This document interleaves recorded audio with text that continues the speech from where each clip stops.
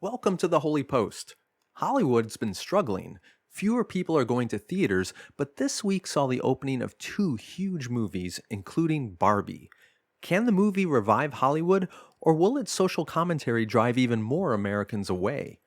Then, Florida's anti-woke policy is now revising how its public schools teach history by saying enslaved people benefited from the skills they learned. What's really behind this move to downplay the evil of slavery? Then I talked to Dr. Carmen Imes, an Old Testament professor and one of our Holy Post pundits, about her new book, Being God's Image. She says that the Bible has a radical message of human dignity and equality, but many Christian communities downplay or undermine this ethic unknowingly. All of that, plus Elon Musk rebrands Twitter, and we have some scary stories from the beach. Before we get into the episode, a reminder to check out Holy Post Plus for exclusive content and to connect with more of the Holy Post community. This week, we have a new episode of Getting Schooled by Caitlin Chess about the doctrine of the Trinity and gender. We've also just sent out copies of this quarter's Holy Post Book Club selection, which is Carmen Imes' book, Being God's Image. If you're a Holy Post Plus subscriber, you'll not only get a free copy of the book, but you'll also be able to join me and Dr. Imes on a live stream where you can ask her your questions directly. Holy Post Plus members also get ad-free episodes of the Holy Post, exclusive merch, and opportunities to interact with the Holy Post hosts and pundits on our message boards and live streams. So support the Holy Post and join the Holy Post Plus community by visiting holypost.com today. Here is episode 575. Hey there, welcome back to the Holy Post Podcast. This is Phil Vischer. I'm here with Christian Taylor. Hi, Christian. Hey, Phil. And Sky Jitani from the Black-White Death Star. See, you really messed me up because your old room was black, and so was the Death Star, and then your new room was white, so it was the white Death Star, but now you put up black sound tiles in your white room, so it's the white-black Death Star black. They're actually navy blue. Are they? Mm-hmm. Oh, well, as was your other the navy blue Death Star. As was your other room, though, right? Wasn't it That's navy true. blue? Yes, it is. So, sorry to confuse you. Yeah, that doesn't help. You have two navy blue Death Stars, kind of Ralph Lauren polo Death Stars. I don't know what to. Okay, here's the theme song. What's the news that you like the most? Who's your favorite podcast host? If it's breakfast, get your toast. It's Sky and Phil and the Holy Post. Sky and Phil and the Holy Post. And sometimes Christian. This episode of the Holy Post is sponsored by Faithful Counseling. Life can be overwhelming. God made us for relationships and calls us to be in community, but people can be hard. Relationships can be strained, even our most important relationships. I've found it helpful at times to sit down with a trained therapist to talk things through, and Faithful Counseling makes that easier to do. Faithful Counseling can help you find a therapist that works for you. With more than 3,000 licensed therapists across all 50 states, it's easy and free to change counselors until you find the right fit. Plus, it's more affordable than traditional in-office counseling, and financial aid is available. Whether you're struggling with family conflicts, trauma, anxiety, stress, or depression, Faithful Counseling can match you with a therapist who can help. Continue growing into the best version of yourself. Visit faithfulcounseling.com/holypost and get the professional, faith-based counseling you need. They've even got a special offer for our listeners. Right now, you can get 10% off your first month at faithfulcounseling.com/holypost. Thanks again to Faithful Counseling for sponsoring this episode. Christian, we haven't had you on for like 3 weeks. Tell us, how many cities have you been in the last 3 weeks? Yeah, I've missed you guys quite a bit. So I guess it's like 4 or 5. I don't know. Okay. Well, when did you get back from Europe? I got back from Europe at the beginning of July, July 1st. I think I've seen you since then. Then, lots more travel. My favorite thing was being on the beach in Florida, watching God's beautiful sunsets and sunrises. And oh my goodness, this was the most exciting thing ever. So I'm out in the water. This is in Florida. So I'm in Ormond Beach and it's right near Daytona. and I'm in the water. It feels beautiful, enjoying it. No fish anywhere, no nothing anywhere. And I'm talking to my friend, looking at the horizon. And all of a sudden, this giant thing leaps out of the water. And all I could see was white and a mouth and this gigantic tail. And my brain thought it was a shark, obviously. I'm a big Shark Week fan, so I immediately thought it was a shark. And so I started screaming at the top of my lungs. And, it breached and then it went back down. And so, like, everybody on the beach got scared. But it was a giant stingray, like, enormous, like, huge. And I had no idea that they did that. So, of course, it was utterly an utter surprise. How did you know it was a stingray if you thought it was a shark? Well, my brain thought it was a shark at first. Like, how you're like, all I saw was like something jumping in white. Yeah. And so I just screamed, and then I realized it was a stingray. And so then it was like, oh my gosh. And then I've got so scared. Like the whole rest of the time, I was scared to go in the water because it was like, it was a giant stinger. And those giant stingers are what killed Steve Irwin. Yeah. And so I have that in the back of my head. Right. So anyway, it was, God's beauty was present. It was surprising. There were dolphins jumping and birds and, oh, it's just, he's amazing. I kept thinking that every single day since the beginning of time. Like the sun has risen on that beach. Yeah. Oh, wow. It's amazing. Without fail, and every single one are different. Every single sunrises are different. Oh. And that was a mind-blowing thought for me to think about God's consistency and how he loves to present us with beauty and how creative he is because it's different all the time. So the beach speaks to me, obviously. It is my happy place. I've said that before. So I felt very rested and connected with the Lord there. So, yeah. Even after you saw the stingray jump out of the ocean, you felt at peace and fine just staying in the water? I didn't want to go back and right at first. I did head right back in, and I eventually overcame my fear. But that was another thing. Like, I really had to overcome my fear and swim back out in the water. I'm not a beach person for multiple reasons, but one of them is I just see the beach and I see the Earth's Old Country buffet. Like, it's just it's like, imagine a giant all-you-can-eat buffet and a bunch of people just jumping in to the mashed potatoes and hanging out there as if nothing's going to come and eat me. And I'm like, no, everyone in this water is just on the buffet line, and you don't know if anything's going to nibble on you or grab you or eat you. I'm just like, I don't need that. There's a whole bunch of things out here wanting to eat me.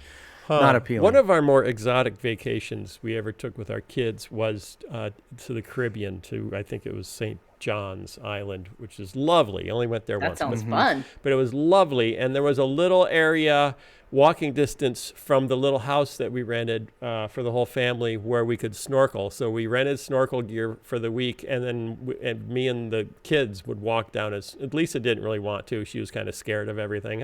Scared of everything. So the kids and I would go snorkel. And then finally, like, it was 2 days left or 1 day left, we said, come on, Lisa, come snorkel with us. So she said, okay, I will. So she came down and snorkel with it. And we were going out, and all week we'd only seen little tiny things, of course. You know where this is going. All week we'd only seen little tiny things, like, oh, it's so beautiful, look at the little fish, look at the little fish, another little fish, look at the coral. And I was swimming out, and suddenly she was swimming towards me frantically, hollering about something and saying, it's following me. And I'm like, what is going on? And I stuck my head down in the water, and underneath her, probably 10 feet down, was a huge leopard ray. It was probably 5 feet long and, wingspan of 4 or 5 feet across. And she had turned, and it had turned with her and was swimming under her. And of course, all she could think of was Steve Irwin, I'm going to be dead. And we could not get her back into the water after that. It was the only thing we saw all week that was like bigger than 6 inches long, or a foot long. And it was this huge leopard ray. It's kind of frightening looking. It was a spotted eagle ray. That's what it was, which looks like a leopard. All right, one last story. Yes. So years ago, we were in Clearwater Beach, Florida, on the Gulf side, and it's absolutely beautiful. Water's warm. It's completely still, no waves. Our kids were younger, so they would frolic out there and collect seashells and all that. And absolutely crystal clear water. And one day we're out there, and in the distance you see this very large, very dark shape in the water, and it is very slowly coming closer to us. And all the kids are just staring at this. They're like up to their waist in the water. I'm like, why, you guys come into the beach here, get out of the water. And it came closer, and it was enormous. And I'm thinking, what on earth is this thing? Turns out it was a manatee. Oh. And I mean, they're harmless, I suppose. Yeah. But when you see this giant submarine-looking dark shape in the water getting closer and closer to your little kids in completely still crystal clear water, it's freaky. Yeah. It is Sky, very, very freaky. Don't you trust that God's creation is good and beautiful? I also trust that it's fallen and has big teeth and wants to eat people. No, it's big and beautiful for sure. And, we just need to respect it and know our place in it. Yeah, our place is not in the water. Well, Sky, I don't know. Just saying. Sky. Okay, what interesting things happened over the weekend? Hey, 2 movies opened, and everyone went crazy for the 2 movies. It's Are you talking about Barbenheimer? Barbenheimer, everybody. It's Barbenheimer. Did anyone go to both movies over the weekend? No, I have tickets to go to Oppenheimer on Tuesday, but I did not go to both movies in one weekend. That's for sure. You had to not go to both. So you didn't go to either. Is that what you're saying? Not yet. I'm going to Oppenheimer on Tuesday. I was thrown off by your triple negative. Okay. How gendered is this? My son and I went to Oppenheimer while my wife and daughters went to Barbie. I offered my wife to go see Barbie. Because of what I'm reading, I'm more intrigued by Barbie than I am by Oppenheimer, which is kind of funny, but it's, I just want to see Ryan Gosling as Ken. That sounds really fun. And then see if is it a feminist manifesto? I don't know. So conservatives are trying to figure out what aspects of which film to be mad about. They're looking for signs. As I'm reading things online, they're looking for signs of wokeness. Ben Shapiro did a review of Barbie where he sent someone to a store and bought a couple of Barbies and Kens and then set them on fire for the beginning of his review and burned them and did a 45-minute video tearing apart the Barbie movie as wait a minute. Woke garbage. So he spent money on Ken and Barbie He gave dolls. Mattel money to trash their products. Which it just seems so contradictory. Like, don't support the brand that you think is evil by buying the brand just so you can burn it. It's just yeah, but I'm sure he weighed the pluses and minuses and figured. I'm sure he didn't. I'm sure he weighed the pluses of a stunt getting a lot of visual engagement that would drive his own. So, Sky, did you like Oppenheimer? Did it rock your world? Yeah, I mean, it was fascinating. It was really interestingly cut. Like, it's a typical Christopher Nolan movie, and nothing is linear. It jumps around. The first, hour of the movie, I felt like it's like watching an extended trailer, because I don't think there was a scene that was longer than 60 seconds. Everything just cuts quick, and there's music going the whole time, and you're just like, wow, it's all over the place, and brilliantly done, but it does not feel like 3 hours because it's so fast paced. Feel like 7. I heard that there was nudity in the movie, which makes me not want to go see it.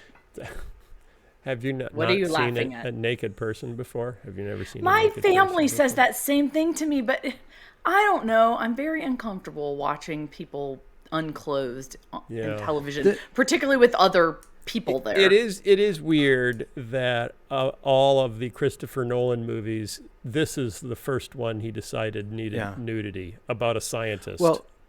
Well, here's the thing. Not to make any spoilers, but like, there's a relationship, an affair in this movie that is really critical to the plot. Yeah. So, okay, I get that. What was and I knew that was part of the story because I know the Oppenheimer story. So that didn't totally surprise me. What does surprise you is later in the movie, spoiler alert, there is nudity that occurs in a place and in a scene that you are absolutely not expecting it. Oh. Like when 2 people are alone in an intimate setting, you go, okay, yeah, there's a possibility of nudity here. You kind of prepare for that. But when a nuclear bomb is going off, right next No, to your that isn't car? it. You don't expect That it? isn't it. Okay. So, yeah, for those of you who are inclined to see the movie and are very sensitive about that kind of content, that's there. So be aware. Yeah.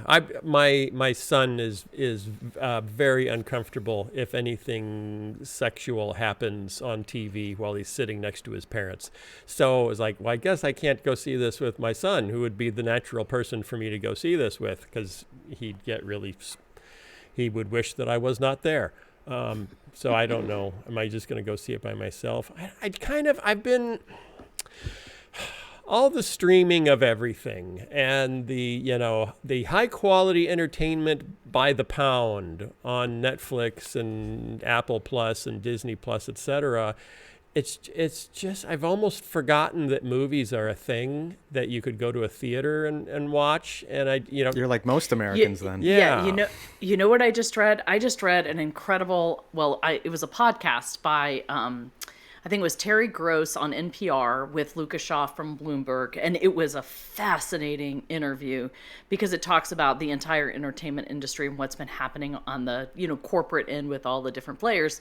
And I heard that one too. Yeah. So it's like, there were 60 movie releases or something this summer on Netflix alone that nobody knows about, because it's not the same experience as, releasing them in a theater. But, what's going to happen with those? I mean, I don't know if you guys heard, but the theater near us is closing.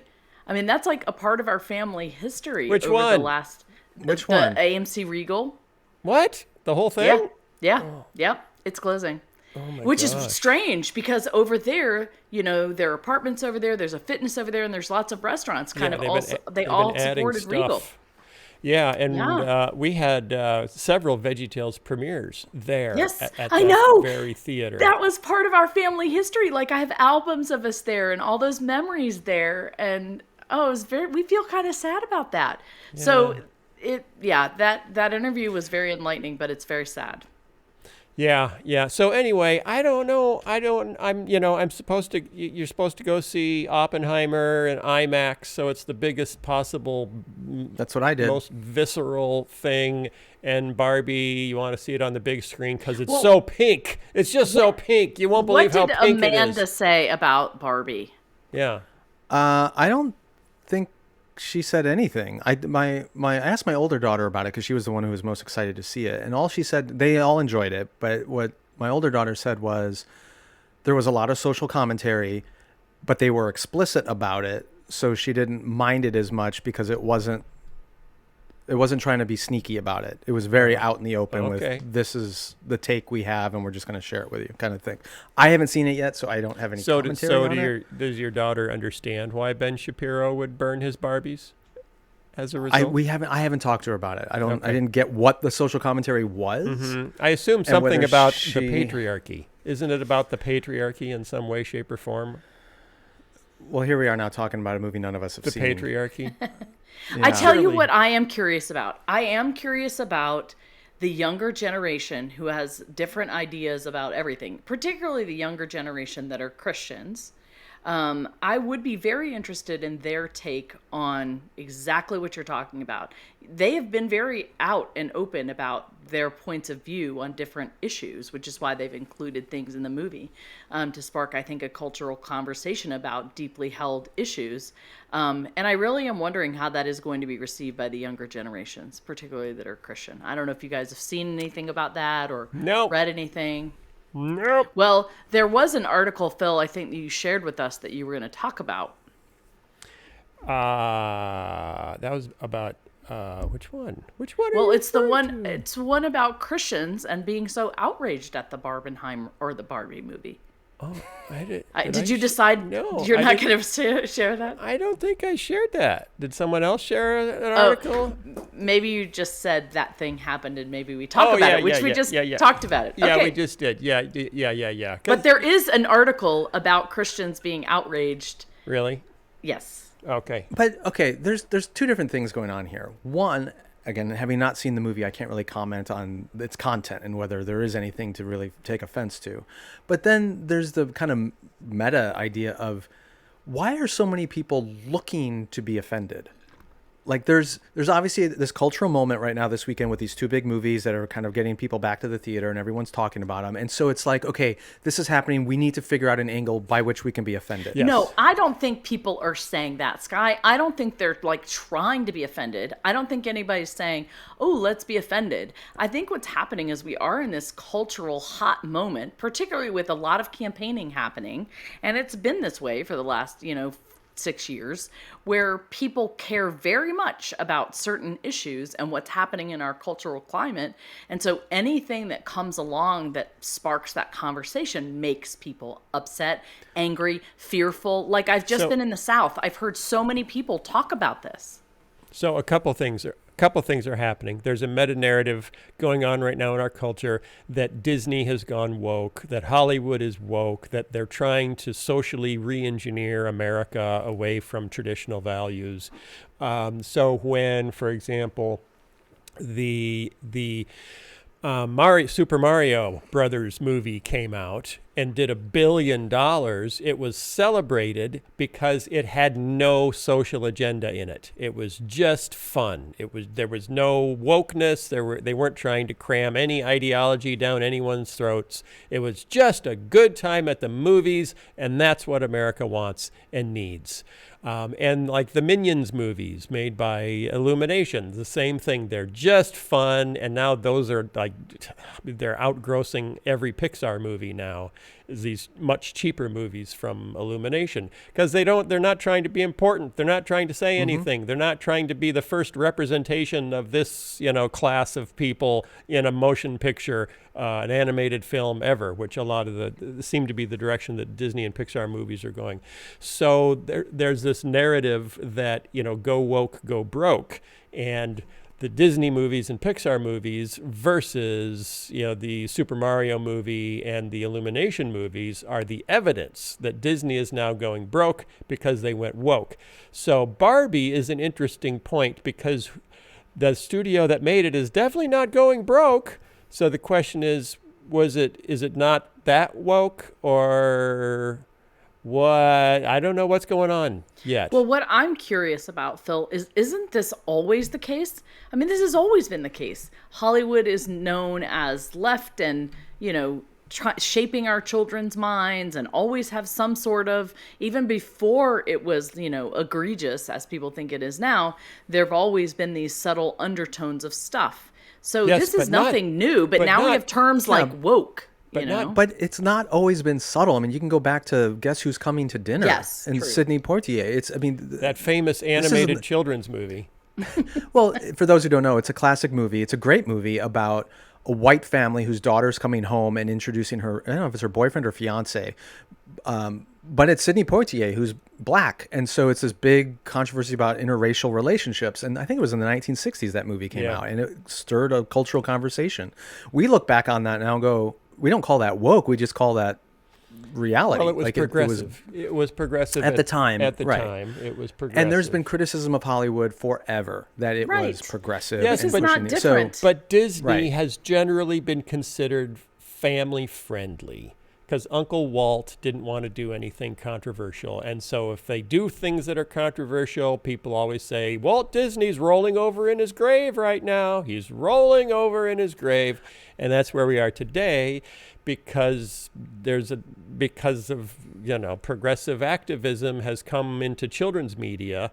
And that wasn't the case. Disney is more than just children's media. We all know this. Now they've bought all of these things. Their audience is bigger, so they've had to. Yeah, but when middle America says Disney, they're not thinking ABC. When middle America says Disney, they're talking about cartoons for kids. Have they not seen Sesame Street going back to the 1970s? Exactly. It was very progressive in its agenda. That's my I'm using point. air quotes. Yeah, but it hasn't changed. But the difference is, okay, we got over the idea that civil rights extend to people of different ethnic backgrounds. Okay, we've all pretty much agreed that that's okay. We're not. Yeah, but Alabama banned Sesame Street. I know, but that was in the 60s. But you know what, My Phil? point is, we've gotten over watched that. your Race in America video. Yeah. And in your Race in America video, you talked about and you pointed out very clearly that our minds are shaped by what we see in media or on magazines, etc. Yes. And so, back then, the poor class, everybody was always the black families that were on the covers of these magazines and portrayed in poverty, right? Starting in the late 1960s, early 1970s. Before that, it was white Appalachian families that were America's poor. Right. Okay. So our attitudes, our thoughts, and everything are challenged by what we see in the media, or they are molded by what we see in the media. Yes. Walt generally did not want to offend anyone. He didn't want to offend his customer, so he went out of his way to be safe and inoffensive. And that's where there's more of an activist mentality today than there was then for the Disney company of, we want to be on the right side of history, so we're going to show more progressive values, assuming that the rest of the country is coming along with us. And so what's happened is the rest of the country, the parts that aren't there, are saying, no, we're not coming with you, and we resent you grabbing us by the arm and yanking us in a direction we don't want to go. So when something comes out like the Super Mario movie, hey, they're not trying to drag us in a new direction. Bowser doesn't come out cross-dressing and, it actually does at one point. No, his little buddy, the turtle, does at one point, comes out dressed as a woman. But it's for a joke, like Uncle Milty. It's not to make us change our beliefs about something. And that's where people have gotten really frustrated with children's entertainment trying to change our kids' beliefs, which fits in with the narrative about schools, with progressive teachers trying to change our kids' beliefs, and Florida and, the Don't Say Gay bill. And it's all part of the whole culture war. Here's what I don't understand. It feels like to me you have to be in one or the other camp, right? That you have to be completely against all of that stuff, or you have to be completely embracing all of it. And I think many Americans sit right in the middle. They don't want to be judgmental about other people. They do want to embrace others. They do want to be thoughtful about how they respond to people who are different. And they also want to stand for what they believe is true and right, in the lives of their families. And there is a lot of confusion among our younger generation about who they are or who they like, right? And I feel like that's the hard place. I would love clarity about how to think about that middle place, how to be in the middle of this culture war in a way that honors the Lord. Right. I got in trouble with some people to my right because I said I opposed on this very podcast. I opposed a cable network painting a world where there are no gay people at all, as there was talk about the newest network that makes Christmas movies for conservative Americans, and that they were starting and distancing themselves from Hallmark because Hallmark was now going to have LGBTQ characters in their movies. And so this new network is going to have no LGBTQ characters. And I criticize that, saying, but those are, in fact, our neighbors and our daughters and our sons and our cousins and, and our friends. I don't think we want to paint a world where they don't exist. Even if you don't want the message that this is now normative, if you don't want the message that this should be centered and fully embraced and accepted in the church and whatever, do you really want the message that I like to live in a world where these people don't exist? Because I'm not sure that's healthy for anyone. And some people got mad at me for that because I was, that means you're pro-LGBT if you want them to exist on screen. What this reminds me of is, and I actually have been writing about this in With God Daily in my daily devotional, but I'm reading a biography right now of Abraham Lincoln, the new one by John Meacham. I think it's called Let There Be Light. And one of the things that's been interesting about it is he's talking about the transition in rhetoric in the 1800s about slavery. And in the early part of the 1800s, there were a lot of Southerners who were arguing that slavery was sort of a necessary evil. It was an economic reality of the South. We have to do this. We can't get rid of it because it's essential for our economy and everything else. But there were very few, or at least less Southerners who were saying that slavery was actually a good thing. It was more like a necessary evil, kind of the way people were talking about Trump back in 2016. But he said by the 1830s, the rhetoric in the South had changed entirely. And the sermons had changed. The theology had changed. All the rhetoric had changed from slavery being something that should be tolerated to slavery being something that was actually to be celebrated, that it was an active, good, righteous, God-ordained institution that shouldn't just be tolerated. It actually should be spread, that new territories in the West should have slavery. Slavery should be extended through the whole continent. And when you examine the change in rhetoric, going, well, why did they go, well, this is something we should tolerate to something we should celebrate?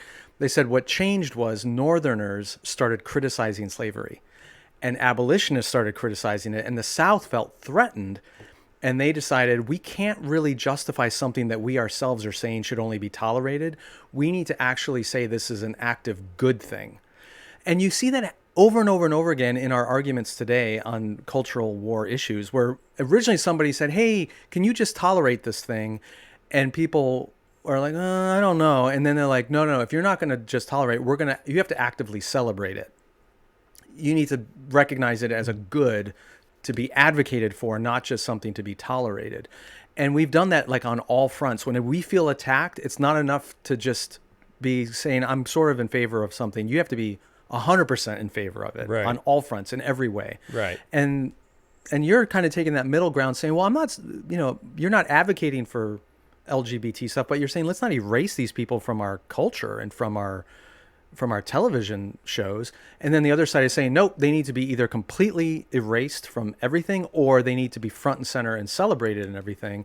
And that's what culture wars always do. It doesn't allow you to have any nuance. Yeah. It has to be all or nothing. And I'm not saying you should be nuanced about slavery. I'm not. It's evil through and through.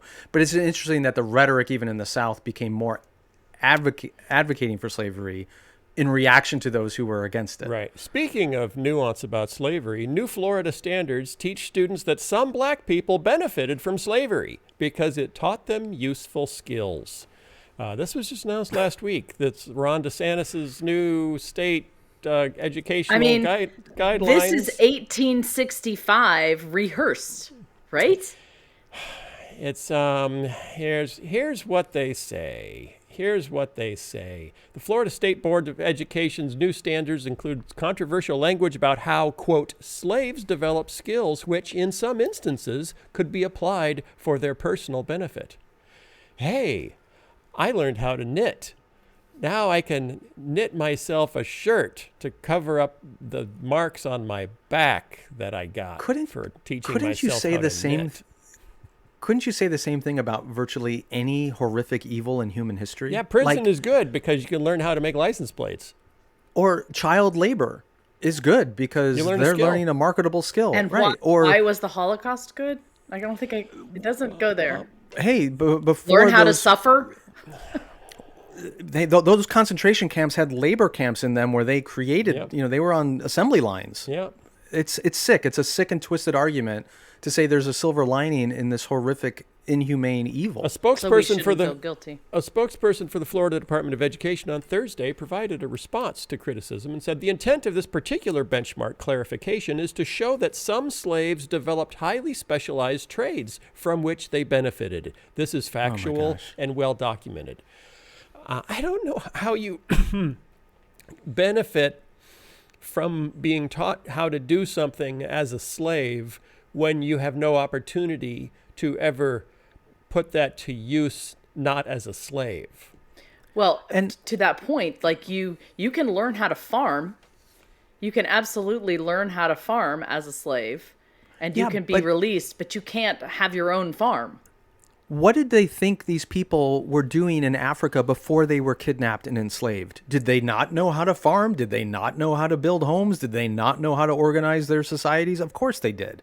Yeah, they did. So some examples include blacksmiths, and they list some slaves who learned blacksmith skills, and shoemakers, and list some slaves who learned to be shoemakers, and fishing. You could have taught them those skills without enslaving them. Oh, no, I don't think that works. The only way to teach people someone is to take away all their freedoms so they have no choice.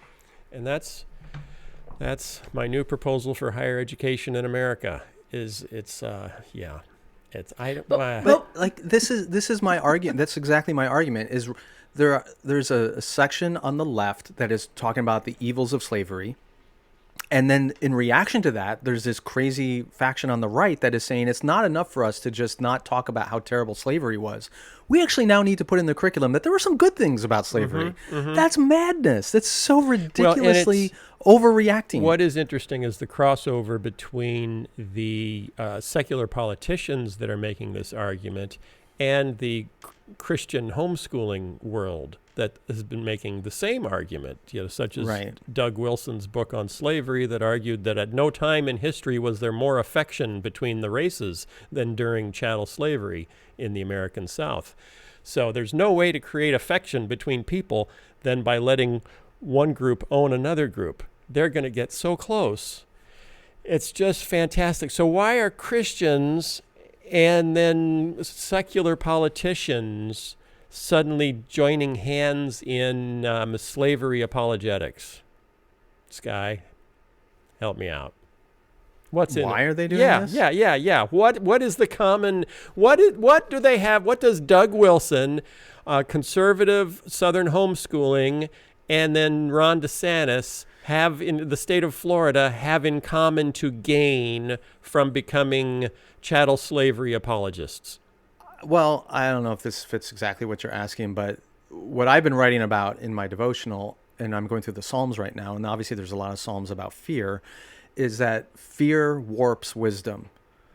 And so much of the right is being driven by fear right now, fear of a changing culture, fear of losing political power, fear of diversity and pluralism. There's so much fear rhetoric that it warps your ability to discern good and bad, right and wrong, evil and truth. And I feel like that's what's happened here is these people are so culturally afraid of losing power and dominance that it has completely screwed up their discernment and ability to just see slavery as flat out ungodly evil.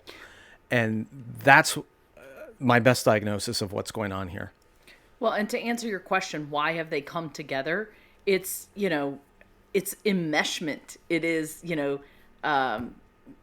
you see Ron DeSantis needing that conservative Christian vote. You see that conservative Christian vote needing Ron DeSantis so that they have power to enact whatever they want to do. Like, they are in bed together. They have become one. Their purposes, are to, advance the other. Yeah. It's a little disturbing that there's this effort to, repaint the worst parts of American history for the benefit of, I'm not exactly sure. Well, is the argument sort of if those things that happened 150 years ago, if slavery wasn't entirely bad, then maybe what we're doing isn't bad either. We've, lowered the bar so much that there's nothing we can't do that we can't get away with. Well, I don't think anyone thinks what they're doing is bad. Otherwise, they wouldn't do it.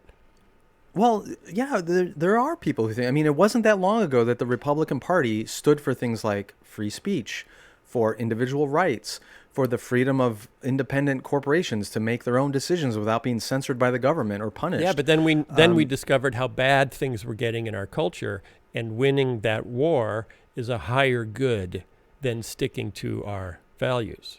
Right, and just like white domination and white supremacy in some people's minds is a higher good than freedom for all. So slavery couldn't have been all that bad. There had to be some goodness in it, right? What I have heard, and please correct me if I'm wrong, is that there is this general anger that some people are saying exists because they are being made to feel guilty for slavery that they did not have anything to do with. Is that why people are angry?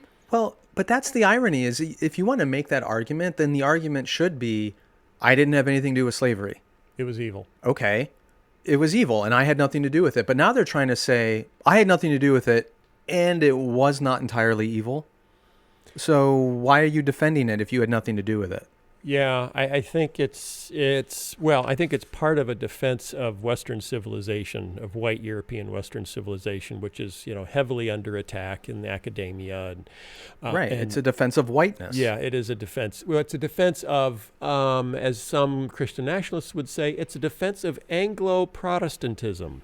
And since slavery was a feature in many countries of Anglo-Protestantism, either we have to say Anglo-Protestantism was bad at this point in history, or maybe slavery wasn't all bad. And so it was, and also Anglo-Protestantism ended slavery. So, it's really a mixed bag, but we come out looking pretty good. We have to come out looking pretty good if we're arguing that our civilization is the one that must be sustained through power. Yeah, but there have been arguments made in the last 150 years that have said white Anglo-Protestantism was guilty of this horrible evil of chattel slavery. And, as Abraham Lincoln said, through the Civil War, every drop of blood that was shed with the lash has now been shed with the sword. It has been repented of. It has been atoned for. We have repented and corrected this terrible evil, which is also to the credit of our civilization that we have grown past this. Some people have tried to make that argument that, yeah, it was terrible, but we've learned from our mistake and we've grown past it. But now people are going back and saying, okay, well, it wasn't that bad, really. Mm-hmm. That's a completely different posture to take. Well, maybe it's because of the arguments for reparations, that we really haven't paid for it yet, and we really need to pay that debt because it was so horrible. I think that's how it started. I think that's how it started. There was that conversation. I actually just watched a West Wing about this. In the early 90s, we were talking about this, probably even before. And that argument has just continued to be pushed and talked about, and maybe there is the backlash against that. But I also don't understand this concept of why understanding and learning about slavery makes us feel guilty. Mm-hmm. And why that's a bad thing. We don't want our children to feel guilty or feel bad because they didn't have anything to do with that. Yeah. Yeah, but you can't have it both ways. We teach American history, and we teach it in a way where there are certain things that we should feel proud about as American. I mean, goodness, you've done years of work telling the story about the American liberation of Europe in World War II, something that a lot of Americans take a great deal of pride in. Well, you can't take pride in things that you had no involvement in, and also not accept some shame for the things that you also had no involvement in. I had no involvement in World War II. I also had no involvement in chattel slavery in the 1800s. One part of that history I feel some pride of as an American, and there's other parts of our history I feel a great deal of shame because I am the beneficiary of both of those things, both the liberation of Europe against the Nazis and the wealth that was created through slavery in this country. We all benefit from it. We are all burdened by it. You take the good, you take the bad. But why is it that we want to recast American history and only focus on the things to be proud of, ignore the things we're ashamed of, or change them into things that we can be kind of proud of because some black people enslaved learned some helpful skills? I mean, that's just ridiculous. Yeah, it shows how fragile people are, that they can't handle the truth. That's kind of like saying, I think there were over maybe 20,000 lives lost in the Battle of Normandy of French people. We never hear about that. The families destroyed, the property destroyed, things taken. We don't ever focus on that as Americans. We only focus on what our heroes did and how they were liberated. And you're completely right. I think it's important for our consciences to be pricked and for us to look critically at the things that we have done or the pain that we have caused other people. Because I think in doing that, we have a deeper grasp of all of life, and it causes us to be much more thoughtful and gracious and compassionate and giving. And all of those are the qualities that Christ calls us to in the first place. So when we take a hard look at ourselves, and if anybody has read the New Testament at all, or forget it, the Old Testament as well, that's what God was calling his people to do in the Old Testament. It's what Christ calls us to do in the New Testament. It's to look at ourselves, look at the plank in our own eye, and take care of that mess before we try to do that with other people. And, if there is any other message I think we learn from this situation is that looking at ourselves and looking at how we've hurt others is an important thing to do. And we should encourage that and not run away from it. Okay, that's my speech for today. I'm off my soapbox. You take the good, you take the bad, you take them both, and there you have the facts of life. The facts of life. That's only what you, Phil. Only we you. need to learn from our 1980s sitcoms and apply it to 2020 problems. What would the facts of life girls do? Exactly. Exactly. To Christian's point, it's just about the truth. It's about the truth setting you free. It's about honesty. And whether it's from the left or the right, any attempt to not speak the truth about the past is a way of keeping us locked in a delusion. And that's not how we grow. It's not how we mature, either individually or as a culture. Amen. Amen. Okay, I will no longer be tweeting, apparently, because now I will be Xing. And I'm not sure what Xing is. That is so stupid. I was so mad when I woke up and read that this morning. Like, it makes me want to abandon Twitter completely. Yeah. Elon Musk. It's so stupid. Everyone's favorite crazy uncle multi-billionaire is rebranding Twitter X. I am not going to X anything. It's I am going to not. be X. Has anyone noticed that he also named his space company SpaceX? And well, apparently that's been he a while. I know, but he loves X. He had a bank called X Bank. Really? And he had the URL x.com, which then spun off to be something else, and he's bought that back. So he's been playing with this X brand for a long time. So freaking stupid. Oh my gosh! So he's got SpaceX. Now he's going to have Twitter X. The Cybertruck just went into production last week or 2 weeks ago. The first one rolled off the assembly line. It looks just as stupid as it did 4 years ago when it was first revealed. It's delayed by 2 years because the weird design is really hard to build. So rather than making a more normal design, they just had to take an extra 2 years to figure out how to manufacture the weird design that, as I've said before and will say again, looks like a 5-year-old child was shown a picture of a DeLorean What's and had it called? to draw it, I've never seen from this. memory. The You've never seen a Cybertruck? Cybertruck? No, the I'm Tesla looking it up right now. Cybertruck? It's ridiculous. It has one giant windshield wiper. They did some tests in the mud and realized that the windshield wiper can only get mud off about half the windshield, so it's not going to be great in your rally races in the woods.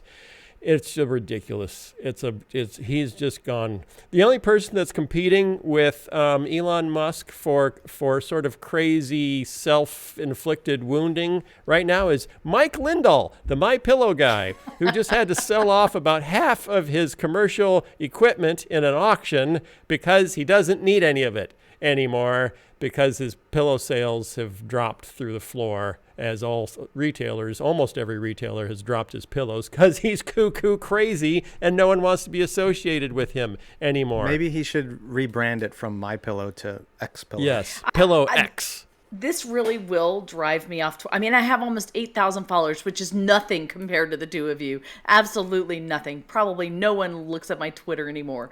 But I feel like I have a tiny little audience, but I don't even want to be there anymore. I just think it's so stupid and it's so angering.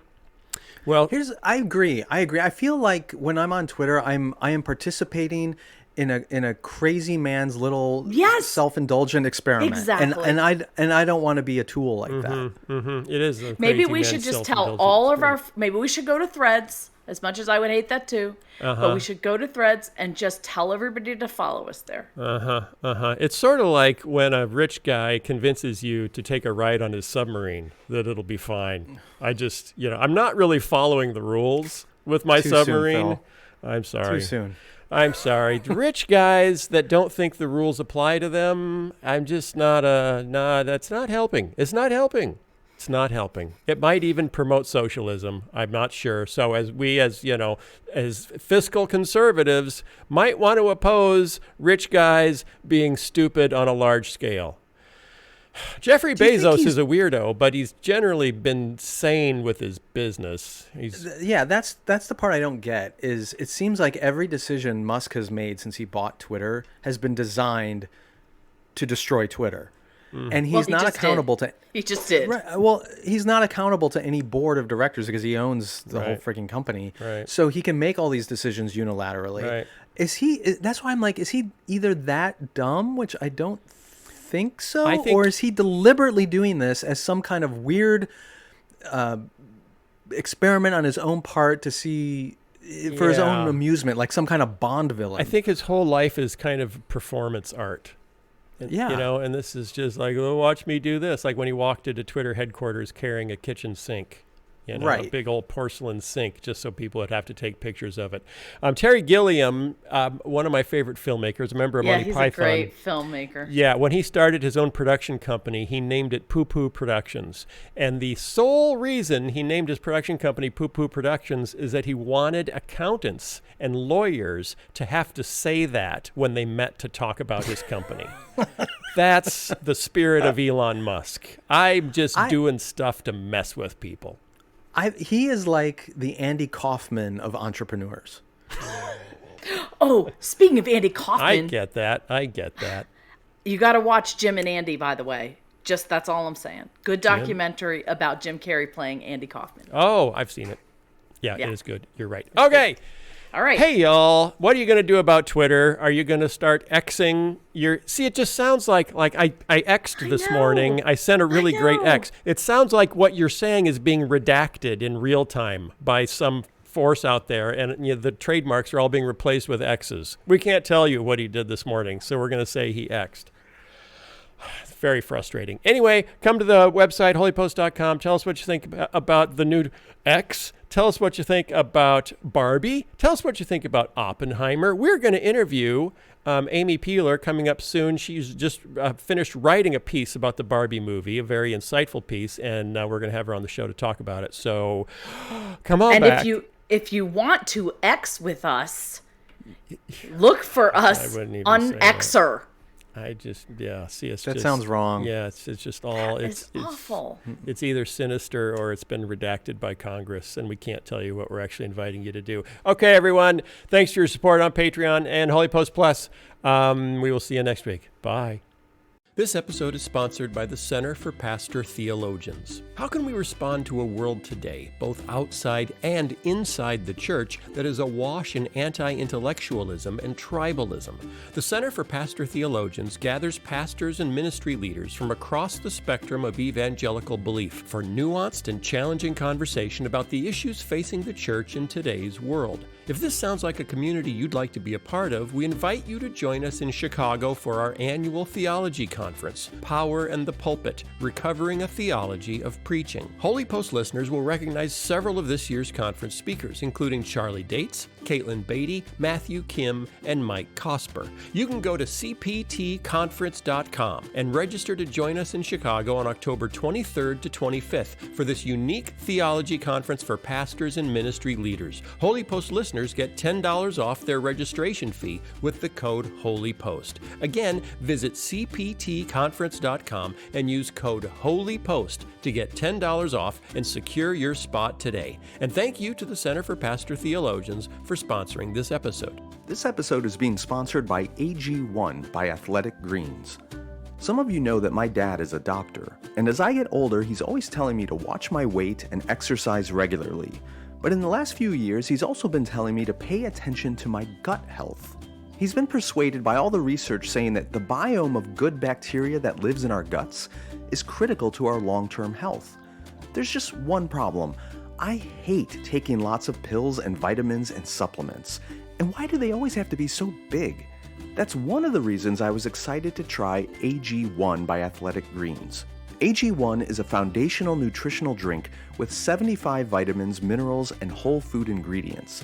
I take it first thing in the morning before I've had my tea and before I jump into my morning routine of writing my daily devotional. And I'll be honest, it tasted way better than I expected. I've been doing it for a few weeks now, and I feel great knowing I'm supporting my health and not having to gag down a bunch of giant pills every morning. And that's why I've stuck with it, because AG1 is a super easy daily habit.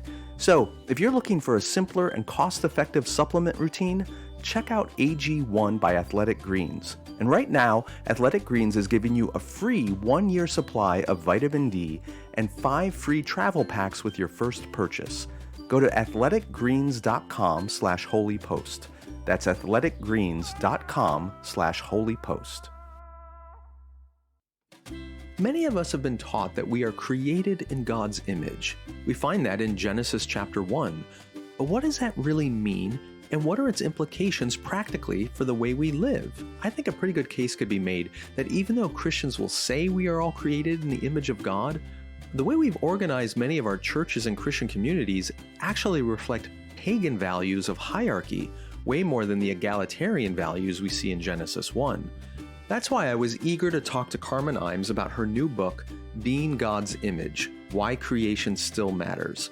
I've talked to Carmen before on a number of occasions. She's one of my favorite people to talk to about all things Old Testament. We had her on previously to talk about her earlier book, Bearing God's Name, all about the second commandment, about not using or bearing God's name in vain and what that really means.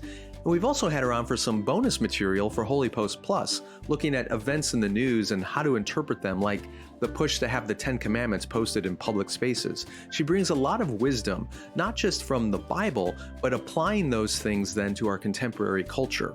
And she does that again on this topic of God's image and what it means practically for us as Christians in a pluralistic society. It's also why we made Carmen Imes one of our Holy Post pundits. She just brings a ton of wisdom, insight, and intellect to nuanced conversations that we need to be having in our world today. Dr. Carmen Imes is Associate Professor of Old Testament at Biola University. As I mentioned, her previous book, which kind of is paired well with this new one, is Bearing God's Name: Why Sinai Still Matters. And I'm happy to say that we've selected Being God's Image as our Holy Post Plus book club this quarter. So if you're a Holy Post Plus supporter, you'll be receiving either a free digital or hard copy of the book, and you'll be able to join me and Carmen Imes for a live stream where we discuss the book in even greater depth and where you can ask your questions directly to her after you've had a chance to read it as well. That live stream is coming up on August 10th. So set your calendars, and if you're not yet a Holy Post Plus subscriber, go to holypost.com and check it out. There's tons of bonus material you'll get access to, and you can join us for the book club discussion on August 10th. Okay, here's my conversation with Carmen Imes.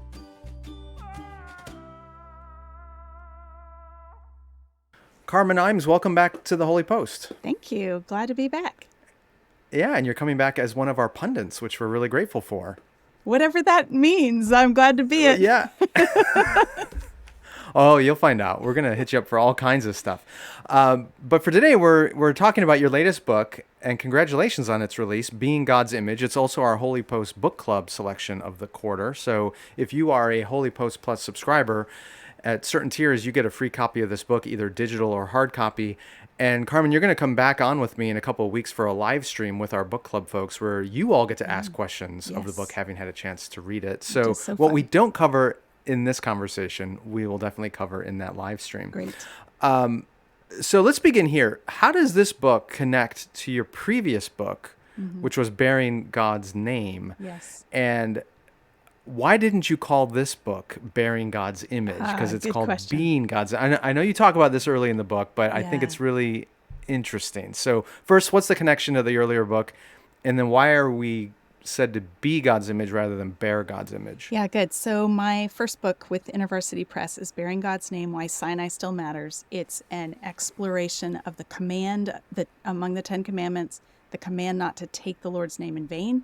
It was my dissertation topic at Wheaton College. I argue that I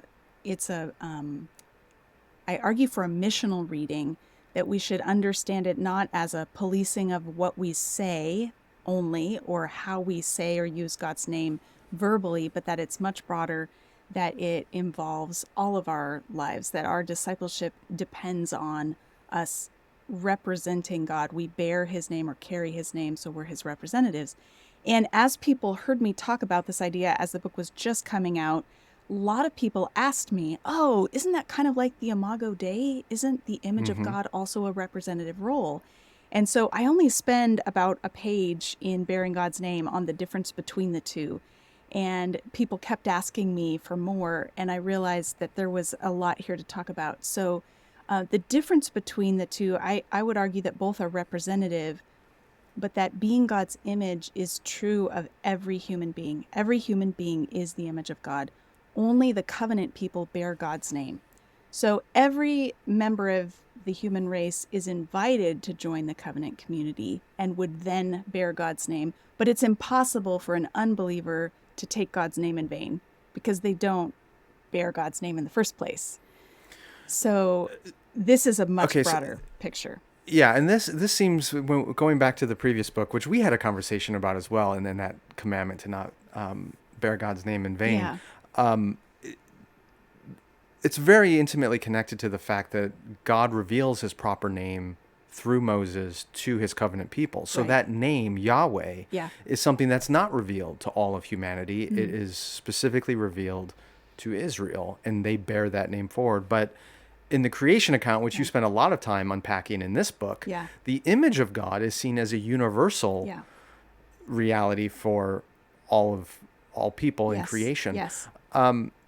So let's talk about that, because when I was a seminary student many years ago now, we had to read all kinds of stuff about different theories explaining what it means that the man and woman were created in the image of God. Can you walk us through, I mean, don't cover the whole waterfront, but walk us through some of the more popular theories that have grabbed the attention of the church throughout history for explaining this. Yes. Eventually getting us to the one that you latch onto in this book. This will also answer your previous question of why I called this one being and not bearing. So there have been so many books written, so many sermons preached, so many conversations about what does it mean to be made in the image of God. And the majority of the views out there through the centuries have attached the image of God to some human capacity or function. So the image of God is something that you do or you're qualified to do by having a certain capacity. So rationality is a biggie.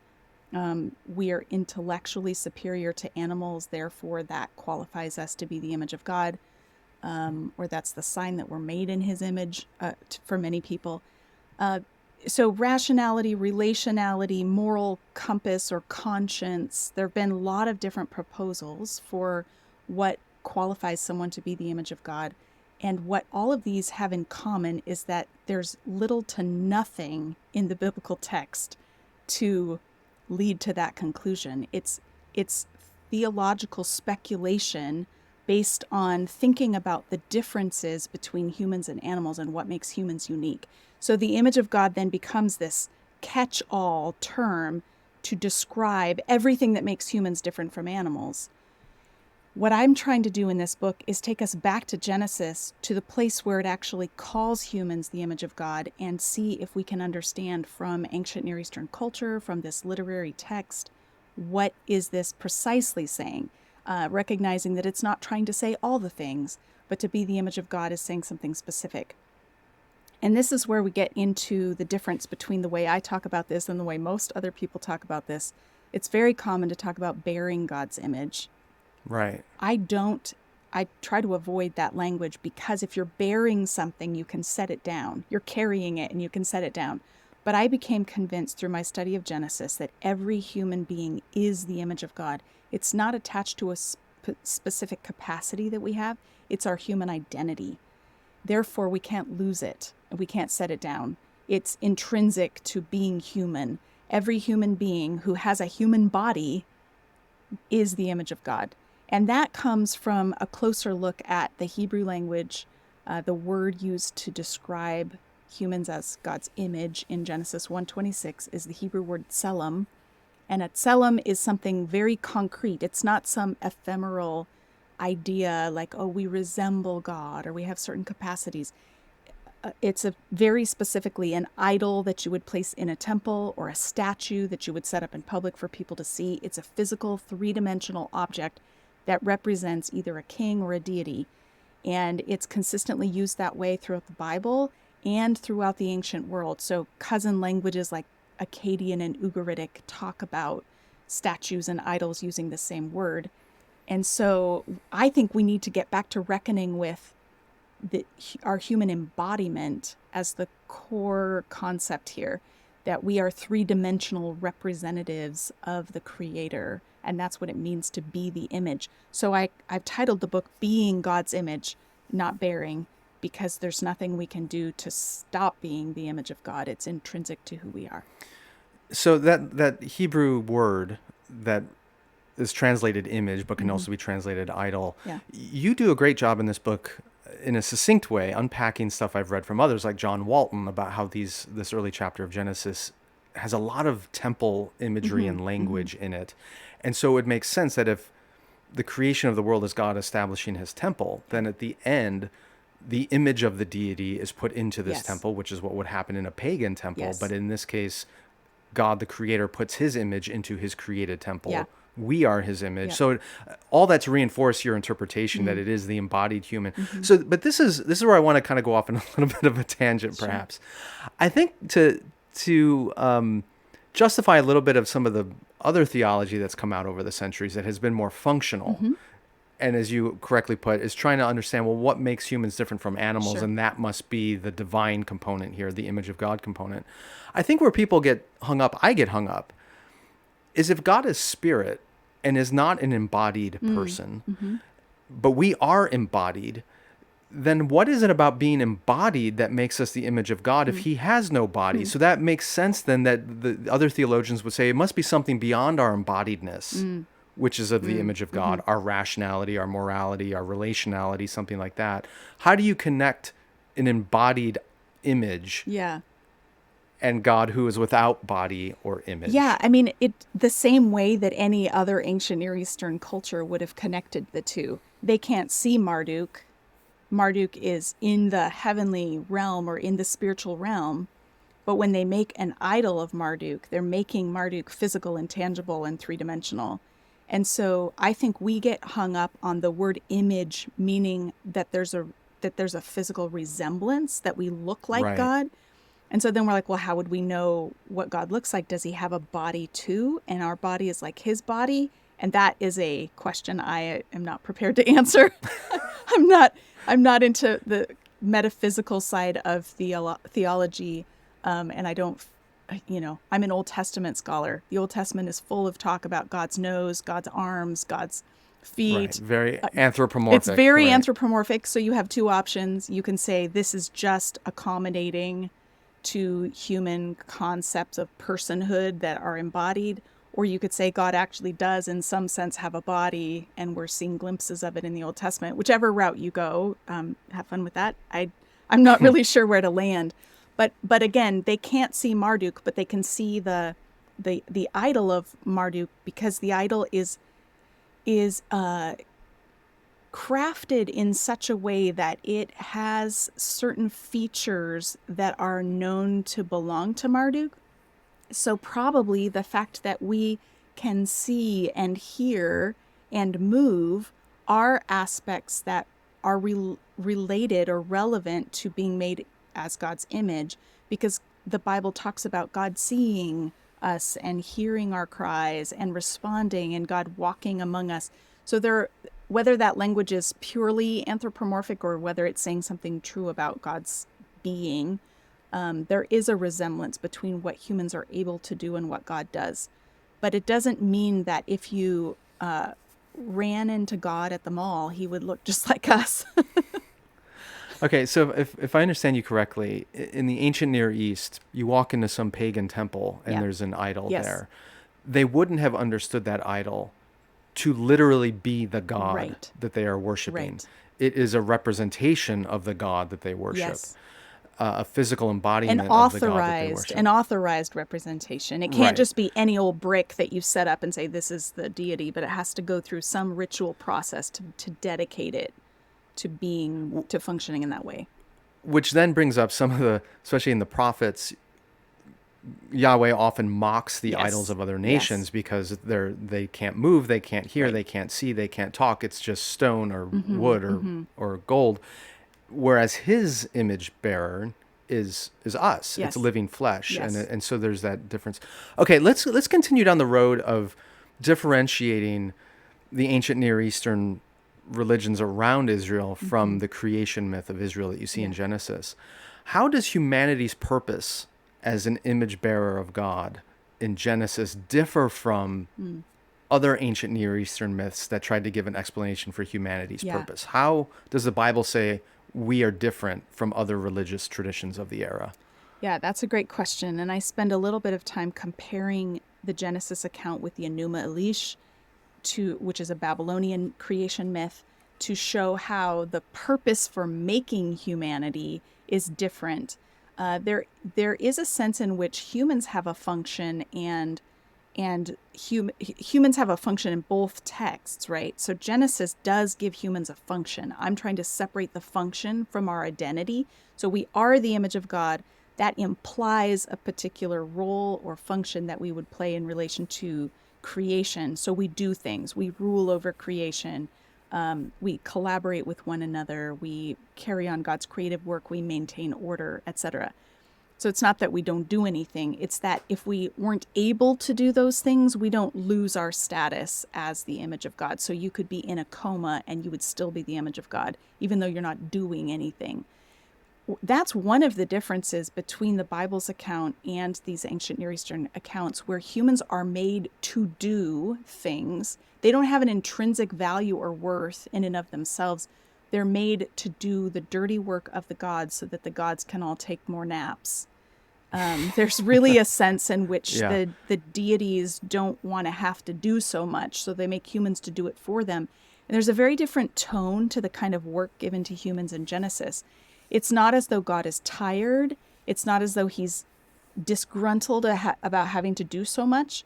It's that he wants to share in the joy of creation with us. And so there's a kind of baton passing that happens in Genesis 2, where God appoints the first man and the first woman in the garden to do stuff, as if we're participants with agency, not just slave labor. So really, the difference that we see between the Bible and the ancient Near East and Genesis is the same difference we see in Exodus, which, as you know, is kind of my book that I spend most of my time in.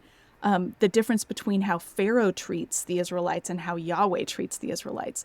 They're just tools for exploitation, according to Pharaoh. He's treating them the way he thinks the gods are treating humans. He's been sort of imprinted by these ancient Near Eastern myths to think of humans as dispensable and just there for exploitation, which is how the gods describe it in these myths.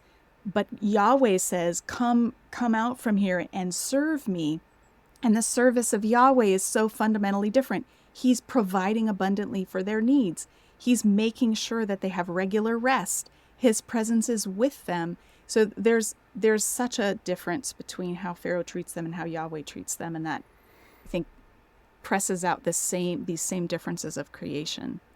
It reminds me of, was it Tozer who said, what comes to our mind when we think about God is the most important thing about us? I think so. And you can see Pharaoh has an image of what the Egyptian gods were like and how they perceived the value of human beings. And he projects exactly that over his empire and over the slaves that he's using. Okay, so here's my beef. I agree 100% with what you're saying, obviously. I'm not sure most of our churches do. Oh, yeah. Yeah.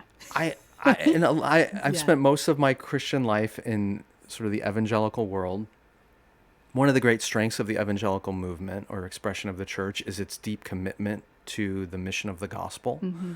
I know you've participated in that overseas as well as here. You definitely know what I'm talking about. But in a lot of those communities, it feels like we rank people based on their usefulness. We do. Based on their paycheck, based on their skin color, based on the kind of car they drive. And based on how useful they are to the mission. Yes. And if they're highly intelligent, gifted, motivated, affluent, whatever, they can be used heavily for the advancement of the mission of the gospel. And if they are burdened with physical, emotional, relational baggage, and they have a lot of needs, and they're sucking resources from our community, they're not super useful. Right, we might tolerate them, but we're not honoring them. And it feels like that's a very pagan understanding of human value. It is. How do we combat that when Genesis is clearly holding up the value and dignity of all people, but our own missional communities are saying, if you're more effective for the mission, you matter more. Yeah. Oh, I'm so glad you asked this, Sky. I feel like what I try to do in the book is lay this foundation of here's what's true about humanity, and then let's tease out the implications for so many different areas of life. So I talk about sexism and racism and ableism, and I talk about how our view of eschatology impacts the way we treat each other and our planet. And I think what my vision, what I'm hoping to do in this book is to cast a more robust vision, to tell a better story, because I actually think that if evangelicals recapture what Scripture really says about what it means to be human and where this is all going, that it will have an effect on the way we treat others, because they'll fit into a different story. The story we are telling now so often is, you're a sinner. Christ died to pay for your sins. If you ask him in your heart, you'll go to heaven when you die. And it's like a beam me up Scotty theology, where we escape these bodies and we escape this planet and go somewhere else. If we actually started our gospel message with Genesis 1 instead of Genesis 3, instead of leading off with, you're a sinner, you're crap, and you have a problem and Jesus solves that problem by dying for you so you can get out of here. If we instead started with, God created this world good, and he appointed you as the crown of creation to carry on his work. You have failed to live in alignment with that true identity that God has given you, and you've participated with Adam and Eve and every other human in living according to a lie about who you are and why you're here. And if you could recover the truth about who you are and why you're here, then it changes everything. It changes why we work, why we obey God, why we're on mission, what the mission even is. And then to tell that story through all the way through Scripture, to see Jesus coming in the flesh, rising in the flesh, ascending in the flesh. Like if we were going to get rid of these bodies and be liberated to be our true spiritual selves in the next life, then Jesus did not have to come with arms and legs. And he did not have to rise from the dead, breathing and eating. But he does, and that tells us that creation still matters. The world that God made, he made good, still matters. So we actually have to think about creation care. We have to think about how we treat our bodies and how we treat each other, because our future destiny is not to escape this place, but it's to live here in total alignment with how God intended things to be and with who he created us to be. So I think you're right. So many problems, so many issues to be addressed. You're preaching to the choir here, because my next book, which is coming out in October, is all on this. It's what if Jesus was serious about heaven, and kind of debunking all the stuff that you just talked about, and escaping our bodies and going to some ethereal heaven and all that. So, but going back to human purpose to represent God and to be his image bearers, like you appropriately talk about the false gospel we buy into, which starts in Genesis 3, and Jesus, pays the price for our sins so that we can escape to heaven. The other piece I hear implicitly often, sometimes explicitly in a lot of Christian communities, is all of that. And now that you've been redeemed by him, he wants to use you to accomplish his mission in the world. And there's truth in that, but when it's isolated from the rest of the message, when it's isolated from Genesis 1, it feels a lot like that pagan idea that Pharaoh bought into. It's utilitarian that says, okay, now you need to do stuff for God in this world, and the more you do for him, the better off you'll be. Yeah. And we use that to exalt certain people in our communities, to diminish the value of others, to guilt people into ministry vocations. And it leads to lots of weird pagan utilitarianism in our churches, rather than saying, you are inherently valuable apart from your usefulness, because you're created in the image of God, and you are holy and dearly loved by him and redeemed by him. And yes, we are now called to take up our human vocation and represent him in this world in all kinds of ways. But he doesn't need us to do that. He invites us to participate in that, but he doesn't need us to do that. And your value is not connected to your usefulness. Yes. One thing what I don't hear in most churches. One thing I keep finding myself coming back to, is to say that our work matters, but it doesn't make us matter. Right. We have an intrinsic value that is not attached to what we do or what we produce. I'm a bean counter. I like producing things. I count how many words I've written, how many steps I've taken, how many books I've published, how many books I've sold. These numbers matter to me. So this is something I have to fight against all the time in myself, this lie that I am what I produce. Instead, I think just a slight nuancing of this lie that you've said brings us back into alignment with Scripture. That is, we are invited to participate in God's work. We have agency. He's given us a voice. He's given us the ability to participate and collaborate even with Him and with each other. But that work is not we're not accruing worth as we do that. We're participating in God's mission. We get joy from doing it.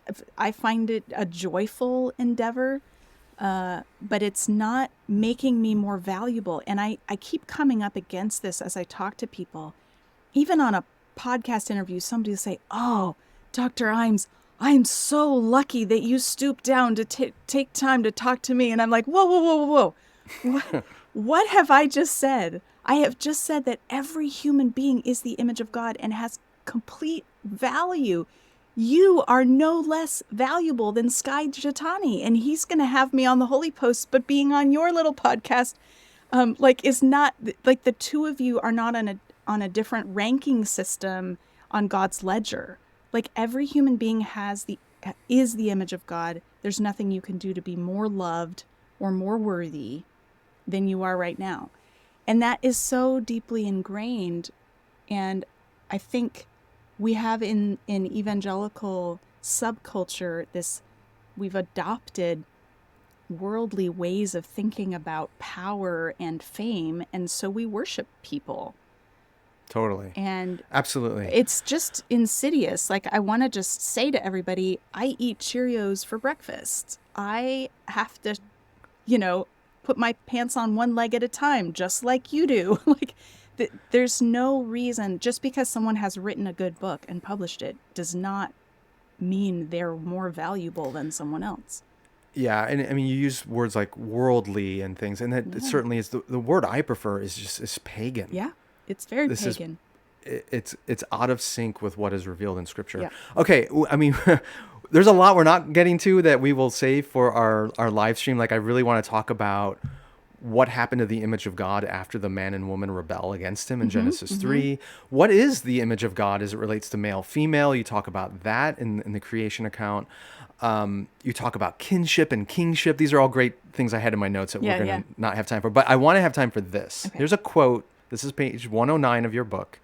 You write, "Jesus is not the image of God because he is God.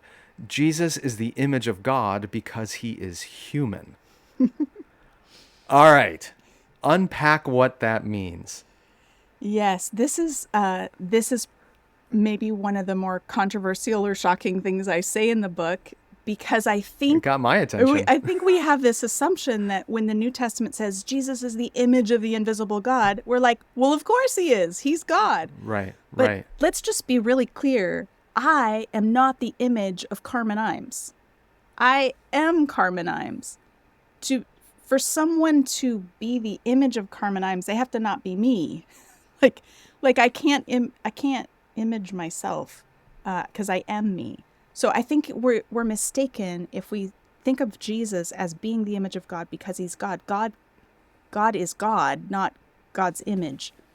The reason the Bible can use image language to talk about Jesus is because he's taken on human flesh. He's a human person. And every person, every human is the image of God. So Jesus gets to be part of this, making three-dimensional the presence of God, making giving a physical reminder of God's presence. He gets to participate in that.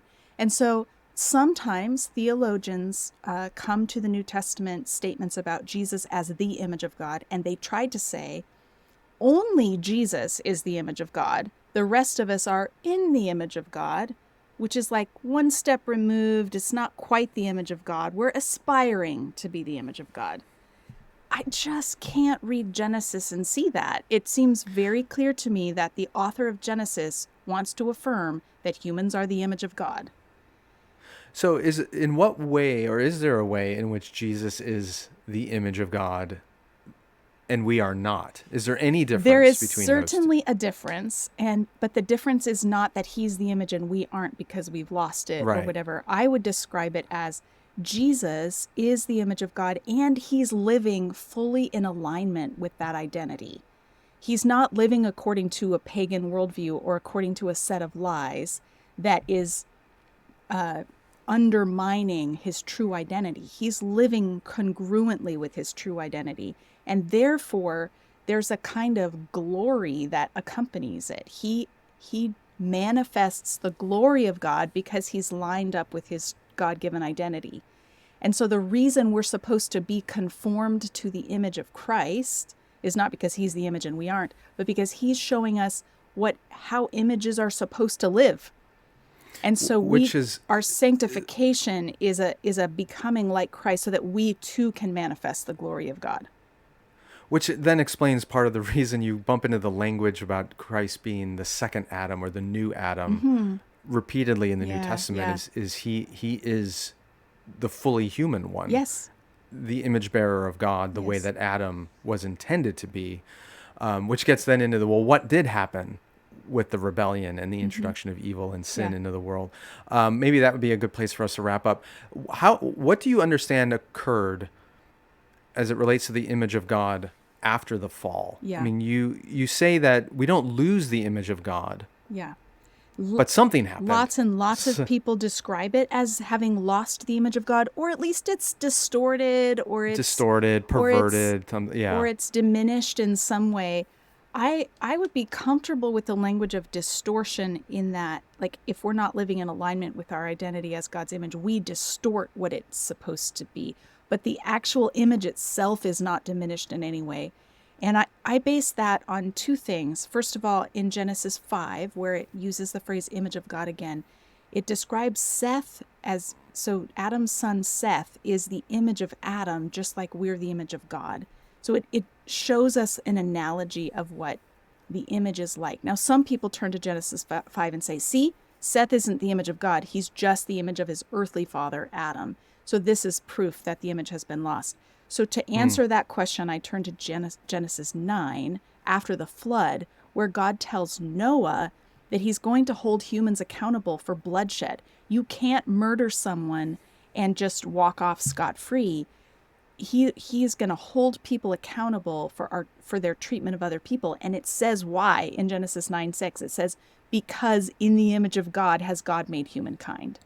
So after the fall, after the flood, or however you want to talk about, whatever language you want to use to describe Genesis 3, whether it's the fall or the rebellion or the going off the rails or the failure to mature or whatever it is, after that incident, humans are apparently still the image of God because that's the basis for ethics. It's the reason we can't murder each other, because every human being is still the image of God. So if God can say that to Noah after the flood, where there's clearly still sin problems going on there, the first batch of people who get off the ark get into trouble right away.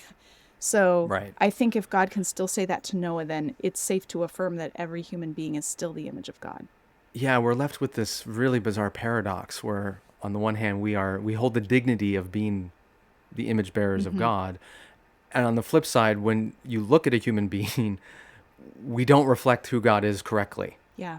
But if we can begin to become who we are and treat others as who they truly are, so someone who's not living in alignment with their true identity, they are, somebody like an Adolf Hitler or somebody like a grumpy neighbor, like wherever on the scale of badness they fall, what's true about them, and that is they have been made as the image of God. They carry an intrinsic worth and dignity that they are failing to live in alignment with, but it's true about them.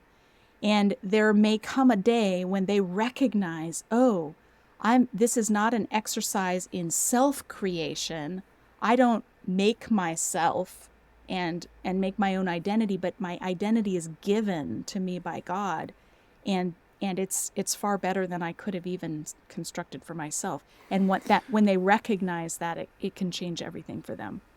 Well, I hope from listening to this conversation, Holy Posters are realizing just the implications, the massive implications of this doctrine and getting it right, whether it's for our own sense of vocation and calling, our communities and the dignity that we give one another, the way that distortions, even pagan values around human utilitarianism can seep into our churches and mission. I mean, there's so much here, which is why I'm so grateful for this book and that we've chosen it for our book club this quarter. Dr. Carmen Imes, thank you for this. I always enjoy our conversations and your thoughtfulness. Thank you for coming back to do the live stream in a few weeks. If you guys haven't yet signed up for Holy Post Plus, go check it out at holypost.com. You can join the book club conversation. And whether or not you do that, I highly recommend you go pick up her new book, Being God's Image, Why Creation Still Matters.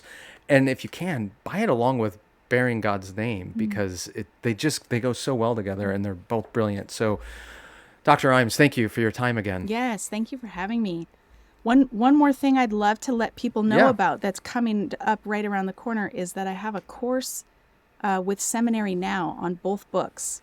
So the Bearing God's Name course has been out for quite a while, but the new course on Being God's Image releases in August. And if people are interested, they can sign up and get the first 3 lessons for free. And it's me talking about the book, extending it into other areas and using new illustrations. So if somebody wants to have a more visually engaging way through the book, that's a great way to do it. Yeah, it sounds like a great thing to do with a group as well. Yes, indeed. All right. Thanks, everyone, for joining us. Be sure to check out the book club, the live stream, and all the other resources that Dr. Imes has put out. Thanks for being with us. The Holy Post podcast is a production of Holy Post Media. Help us create more thoughtful Christian media by supporting us at patreon.com/Holy Post. Also, be sure to leave a review on iTunes so more people can discover thoughtful Christian commentary, plus ukulele, and occasional butt news. Visit holypost.com for show notes, news stories, Holy Post merchandise, and much more.